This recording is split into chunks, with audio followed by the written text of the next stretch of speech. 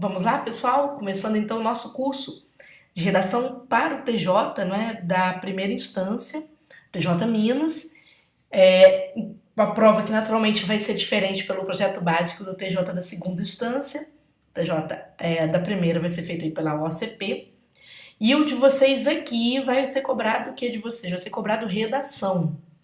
Do TJ da segunda instância vai ser cobrada uma discursiva, segundo o projeto básico, e essa discursiva naturalmente vai tratar de conhecimento específico, certo? Do edital, de acordo com cada cargo que haverá lá no edital. Então falta uma definição ainda, porque falta o lançamento do edital em si. No momento que eu gravei ainda não tem o edital, mas de vocês é uma redação da OCP.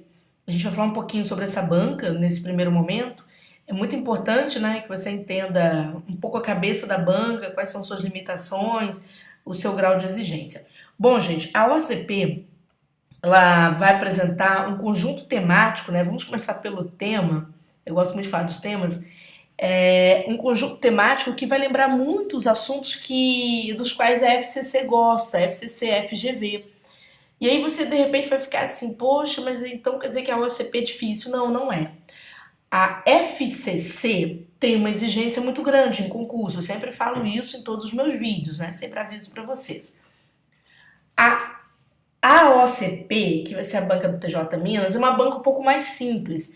Quando eu falo de temas parecidos, são os assuntos, por exemplo, são sempre assuntos contemporâneos, como você está vendo aqui nesses exemplos que eu trouxe para você, não é? Vai falar aqui sobre busca por reconhecimento pessoal na sociedade contemporânea. As pessoas têm muitos problemas com reconhecimento pessoal. Hoje nós estamos vivendo uma sociedade em que as pessoas disputam esse reconhecimento muitas vezes pela via do consumismo. Por isso que é um tema bastante sensível aí a provas da OCP, não é? Então, tudo que tem a ver com o que é contemporâneo, a OCP vai fazer recortes. Então, o que eu digo para vocês é que é uma banca que nos dá uma certa tranquilidade, por exemplo, na propositura de temas. Por quê? Como ela faz recortes contemporâneos, a gente já tem mais ou menos aquele mapa daqueles temas que as bancas perseguem. Então, você vai ver que busca de reconhecimento pessoal entra naquela seara vamos dizer assim, das subcelebridades que aparecem nas redes sociais, de certo modo, dos problemas que são decorrentes dessa busca de reconhecimento pessoal, por exemplo, problemas com distorção de imagem, né? Pessoas que têm distorção de imagem relacionada à questão socioeconômica, às vezes são consumistas, né? Acabam se tornando consumistas para tentar suprir ou aparentar uma imagem dentro de um grupo social, um grupo da qual elas têm uma vontade, um afeto por pertencerem a esse grupo. Então, as pessoas sempre vão mais ou menos por essa órbita de reconhecimento.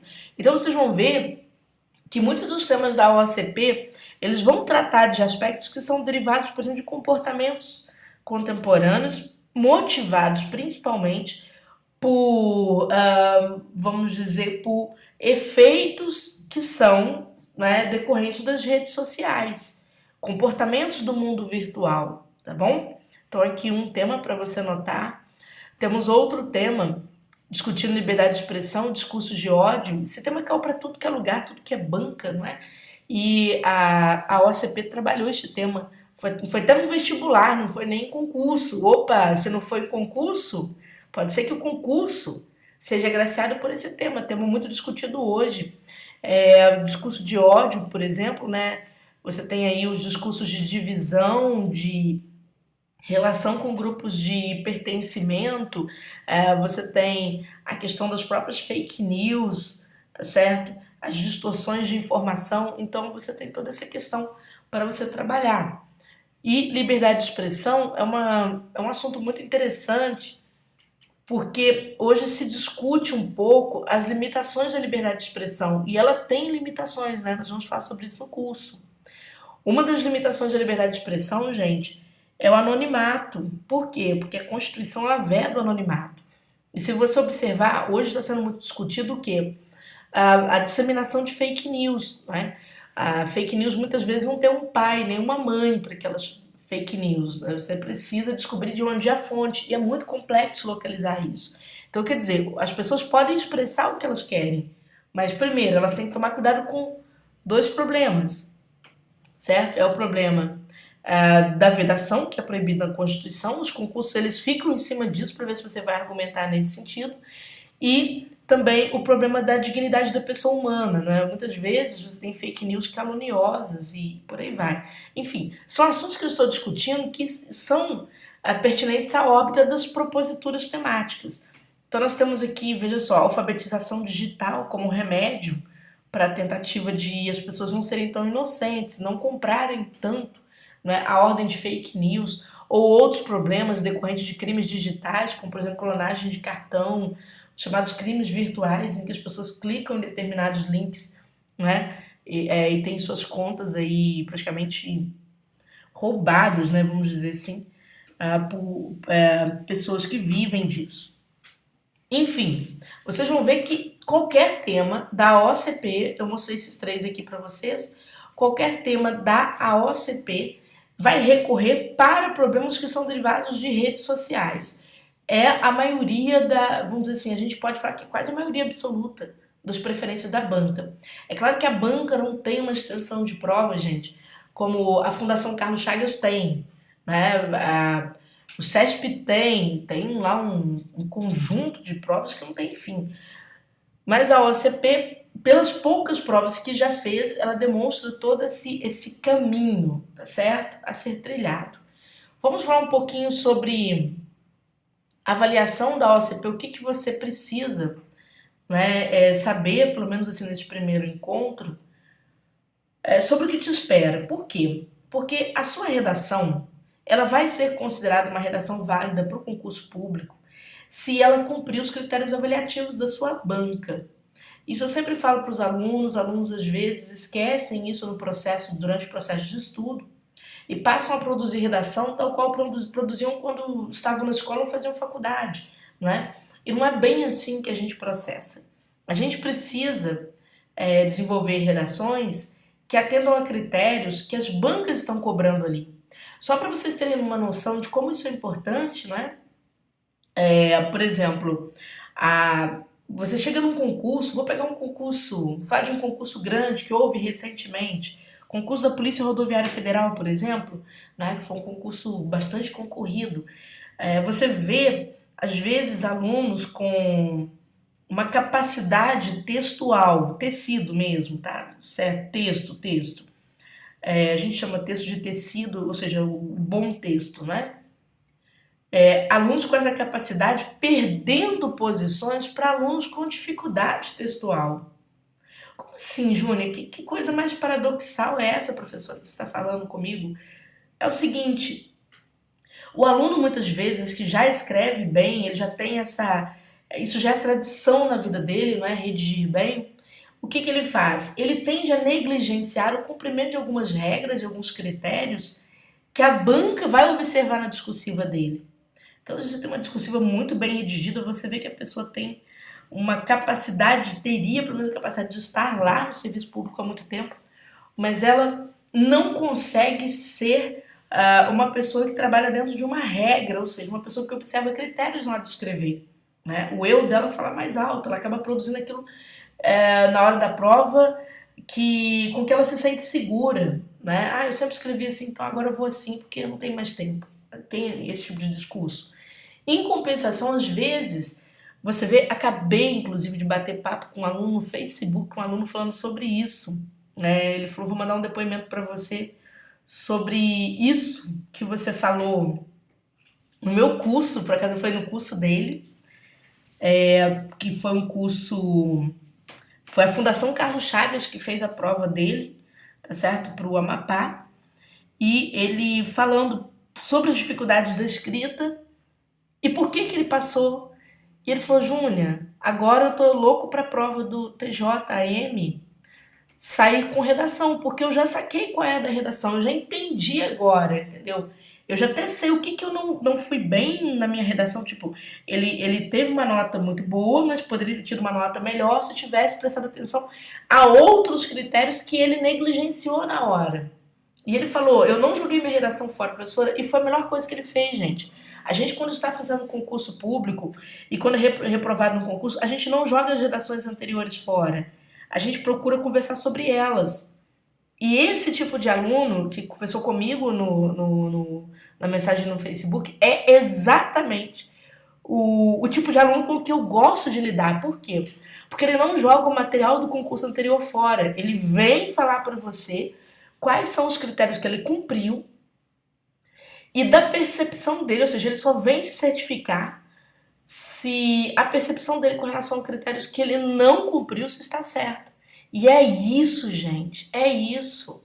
Então o concurso, ele não é feito ele não é um concurso de a redação mais bela, não é isso. É o concurso da redação do aluno que tem capacidade de observação, que tem capacidade de autocorreção e que vai pegar estes itens que você está vendo aqui e vai ficar olhando para a redação dele falou, para ver se ele atende a tudo isso aqui. De que forma? Vamos lá falando de OCP. Bom, primeiro, a OCP vai verificar se você produziu um texto para atender ao tema proposto. Então, a primeira coisa é compreender o tema, certo? A primeira questão é compreender o tema que está diante de você. E aí, aqui eu estou mostrando uma tabela para vocês tirarem de outro concurso, mas que tem uma divisão de pontos para você ter uma noção de como que se processa. Então, veja que atendimento ao tema proposto, 4 pontos. Isso quer dizer o quê? Quer dizer que quando você extrapola o tema, a banca vem aqui e tira alguma pontuação de você, tá certo? Salvo engano, nesse concurso que ela colocou aqui 4 pontos, ela estava tirando 0,33 para cada ponto de fuga da redação, tá? Eu não lembro de cabeça, mas eu acho que era uma coisa bem parecida com isso. Então, por que acontece de você fugir ao tema? Acontece. Quem foge ao tema integralmente tira 0. Não tem jeito, não compreendi o tema, errei tudo, tira 0. É comum o aluno tirar 0 na redação? Não, não é. Geralmente os temas vocês entendem, até bastante. Na FCC não, mas na OCP bastante. A OCP trabalha com temas bem chutinhos, então não fica difícil de entender, não. E ela coloca muito texto como referência. 2, 3 textos, coloca poema, coloca quadrinho, coloca tudo para você entender o tema. Então, você tem essa questão. Aqui eu não mostrei esses textos porque só encher papel, né? Mas depois a gente vê no curso. Então, atendimento ao tema proposto, o que o aluno faz às vezes? De repente a banca quer que o aluno trabalhe com aspecto, por exemplo, violência doméstica. E aí o aluno está trabalhando com esse tema, violência doméstica, e daqui a pouco ele fala sobre a violência urbana, assim, por exemplo, geral. E quando ele exorbita da violência doméstica para falar da violência urbana, ele perde ponto. A banca vai lá, pune um pouquinho.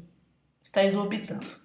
Então, o atendimento ao tema proposto é para você andar retilíneo, perceber o tema e só escrever sobre o tema. Depois vem clareza de argumentação e senso crítico. Gente, muitas vezes vocês, né, adoro.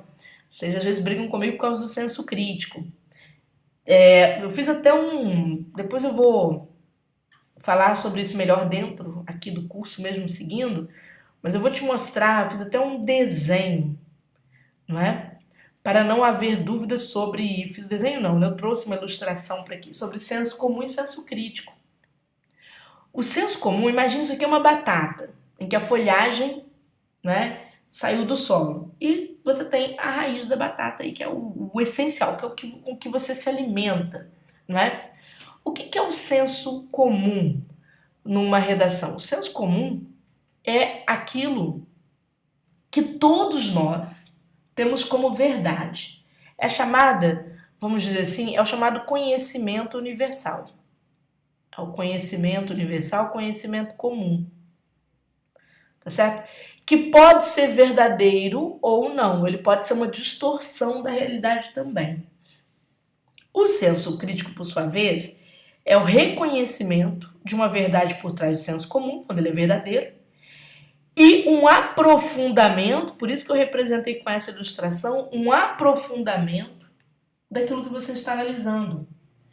Aprofundar, muita gente entende aprofundar como escrever melhor. Não é isso. Não é isso. Por exemplo, De repente alguém diz, não é, que a violência tem como causa, não é? A violência tem como causa o crescimento de grupos criminosos, certo? O crescimento do crime organizado. Aí você diz, isso aqui é uma verdade, é o senso comum, todo mundo sabe que a violência existe porque você tem alguém cometendo aquela violência, ou seja, alguém praticando um crime, tá? Então aqui foi, jogou isso aqui pro crime organizado. Outras pessoas vão dizer que a violência é decorrente, por exemplo, de uma falha do Estado em relação à equiparação policial, vamos dizer assim, a equipação da polícia, né? Você equipara a polícia, ou melhor dizendo, você equipara a polícia. O Estado não oferece à polícia condições de combater o crime, tá? Outros vão resolver ir à raiz do problema, por isso que eu coloquei a batatinha como ilustração. Outros vão buscar a raiz do problema. Peraí, a violência, na verdade, ela está atrelada à exclusão social. De repente, alguém vai mais a fundo. Ou, dependendo do tipo de violência, é uma questão cultural. Por exemplo, a violência contra a mulher, ela tem muito de uma questão cultural, uma cultura machista. Então, você tem aí uma predominância da violência contra a mulher. Então, gente, o senso crítico indica que você está lendo o lado B, está tocando o lado B do disco, né? Antigamente você tinha aquele disco, né? Disco grandão lá, até esqueci o nome daquela bolacha. Você tinha o lado A do disco, tu tinha o lado B. Então, quer dizer, o disco de vinil, isso.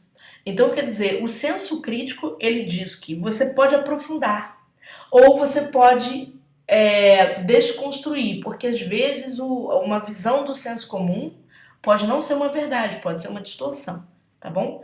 Então, a banca quer de você senso crítico, ou seja, que você busque algo a mais do que está ali. Por exemplo, você vai falar sobre alfabetização digital, existe um conceito de alfabetização digital, mas a alfabetização digital precisa ir além. É o que ela quer que você discuta, ela quer que você fale do básico, mas que você vá além. O que está por trás disso aqui que é bom para acabar com fake news, né? Então, às vezes se quer que você vá um pouquinho além. É claro que a banca te fornece textos para te ajudar, para te dar pistas, etc. A clareza de argumentação, né? A clareza, ela envolve você escrever naturalmente com vocabulário que é alcançável pela maioria das pessoas, tá certo? Não sendo um vocabulário que a gente diz assim, com gíria ou com algum tipo de distorção que não pertence a um texto formal, mas a clareza diz o seguinte, olha, não precisa ficar enfeitando o pavão, escreva com simplicidade. E tem uma outra questão que é a argumentação. Muitas vezes vocês fazem redação sem colocar nem comprovação, nenhum exemplo. Não dá, gente, não pode. A argumentação, ela muitas vezes, ela vem aclarar aquilo que você está explicando. De repente você está explicando alguma coisa ligada à violência e você resolve optar por números ligados à violência. Então, quando você traz esses números, você está trazendo clareza, certo? Está trazendo clareza para sua argumentação. Você fez uma explicação subjetiva, mas você trouxe os números para mostrar para o seu leitor. Entendeu? Então isso tem muito a ver com a clareza da argumentação, perfeito? E o senso crítico, naturalmente, ele vai dizer que a sua informação é seletiva. Quando você tem... Aí vem uma outra questão interessante que vocês erram muito em redação, seletividade da informação. Se você é daquele tipo de redator, né, preste atenção nesse nosso papo inicial, se você é daquele tipo de redator que pega um parágrafo e resolve transformar o parágrafo naquele sorvete da Marcelina, o que é o sorvete da Marcelina? Ela põe todos os sabores, todos os cremes ali, todas as caldas no sorvete, todas aquelas coisinhas de bala que a gente, quando leva a criança numa sorveteria, ela quer colocar tudo que ela encontra. Cara, não pode. Entendeu o que eu quis dizer? Cada parágrafo seu vai ter que conter uma informação selecionada por você, selecionada a partir do senso crítico. Então, se você diz assim, hoje não se respeitam os direitos humanos, porque não se respeita o direito à vida, não se respeita o direito à educação, não se respeita o direito à liberdade, não se respeita o direito... Cara, tu recheou a redação. E pior, às vezes você recheou um parágrafo. É igual aquele X-tudo, tudão, mas um tanto de coisas. Não pode, tá? Você precisa ser econômico na sua argumentação, ser seletivo. Cada parágrafo seu tem que se ocupar de um assunto só, tá certo? E ali, naturalmente, após selecionar suas informações, a banca vai analisar a sua criatividade. Quer dizer, você tinha um brainstorm. O que é um brainstorm? É uma chuva de ideias, de argumentos, e de repente você vai precisar de usar a criatividade, buscar argumentos mais originais. Né? Você está falando sobre direitos humanos, então vem direito à vida, direito a isso, direito àquilo.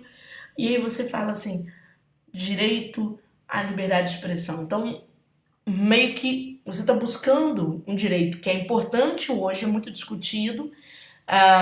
No meio de um monte de outros direitos que alguém vai tratar, você buscou um direito que vai te dar mais objetos e vai te dar mais condições, mais instrumentação para você procurar argumentos oficiais que você pode embasar na Constituição boa parte da sua argumentação, tá bom? Depois, gente, a banca vai analisar a gramática, diga-se de passagem, não é? Bastantes pontos, olha só, bastantes pontos, quase um terço da pontuação é para gramática. Então, a aula de expressão, por gentileza, assistam a aula de expressão, são 6 pequenos vídeos que a gente tem ali tratando de expressão, porque eu faço exatamente o recorte daquilo que vocês mais usam. Né? Na aula de expressão, que a aula vai tratar da gramática, você não estuda concordância como estuda para prova objetiva, não é isso. Você vai pegar 2 casos de concordância, porque são os 2 casos que vocês usam na discursiva. E tem que usar com correção, entendeu? Você vai estudar todas as regras de pontuação? Não, você não usa vírgula para tudo. Em 30 linhas, aproximadamente, você trabalha com vírgula para 2, 3 casos. Então, somente. Então, tem que saber bem para aqueles 2, 3 casos, ok? A parte de coerência e coesão, a banca adota até uma teoria da professora Maria da Graça Costa da Costa Val, não é? Muito interessante. É um assunto que eu adoro, gosto pra caramba de trabalhar coerência dentro dessas concepções aqui. É claro que no curso eu não vou ficar gastando vocês com essa concepção, isso é para mim, professora, não é? O que eu vou fazer é mostrar a vocês de uma forma mais didática como produzir uma redação em que as suas partes combinam. Uma redação que anda, sai de um argumento e vai para outro, que tem suas partes articuladas, tá certo? Que traz um grau de informatividade que tem a ver outrora com acordo. Acordo é aquela verdade universal, o senso comum, e que outrora tem a ver com o senso crítico, que não vai apresentar partes que se contradizem. Isso é muito importante, tá bom? Temos também a coesão. A banca trabalha com 2 aspectos da coesão muito interessantes, né? Aqui já não é mais do livro da professora Maria da Graça Costa Val, mas da professora Enguia Koch, que é a coesão referencial e coesão sequencial. Muito interessante esse trabalho, porque nós vamos ver mecanismos de coesão que são feitos não só com conjunções e com pronomes, mas a cadeia referencial, principalmente feito com substantivos, né? A gente precisa prestar atenção. Por isso que o curso está cheio de exemplos, a gente vai trabalhar muito em cima de exemplo, porque como o perfil da banca é um perfil exemplificativo, né? Então a minha ideia é me debruçar em cima de textos e fazer com que você veja, certo? Com que você tenha a noção disso na prática. Porque se você não tiver a noção disso na prática, não adianta a gente ficar na teoria, não vai funcionar, certo? Eu preciso de que você enxergue isso numa redação comum e que você transfira esse trabalho para a sua discursiva. E temos, por fim, o atendimento à tipologia textual solicitada, vai ser dissertação. A banca pode falar em descrição, narração, não tem jeito. Ela vai trazer dissertação, porque os critérios que ela usa, quando ela fala, por exemplo, de argumentação, aqui em cima fala de senso crítico, ela só pode estar falando de dissertação, não tem jeito, tá? Então a gente vai ver como que a gente precisa. Claro que ao trabalhar com a argumentação, não é? Você está trabalhando com a dissertação? Está. Mas às vezes vocês escorregam, acabam caindo na narração, quando jogam a discursiva para o passado. O que é o passado? O aluno às vezes resolve pegar um argumento histórico, então ele vai ao passado e fica um parágrafo inteiro narrando. O que é narrar? Eu olho para a redação dele e vejo que tem verbos de um pretérito perfeito. Não pode acontecer isso, tá certo? Então, assim nós vamos seguir, né? Nós vamos trabalhar aqui a nossa discursiva. Depois, ao final do curso, vocês terão disponíveis para vocês dicas gramaticais para a própria prova de português da OCP. Sim, por que não? Porque eu gosto que os meus alunos cheguem à correção. Para mim é muito importante, né? Aqui a gente trabalha com resultados mesmo. Nossos alunos, enfim, são alunos de notas altíssimas em concurso público e eu preciso que você tenha a sua redação corrigida de verdade, tá? Então, te dando um empurrãozinho no português, dentro do curso de discursivas, fica bom, te ajuda bastante para que você possa chegar lá e tirar aí uma excelente nota. Perfeito? Galera, vamos que vamos, né? E mãos à obra aí para o nosso trabalho.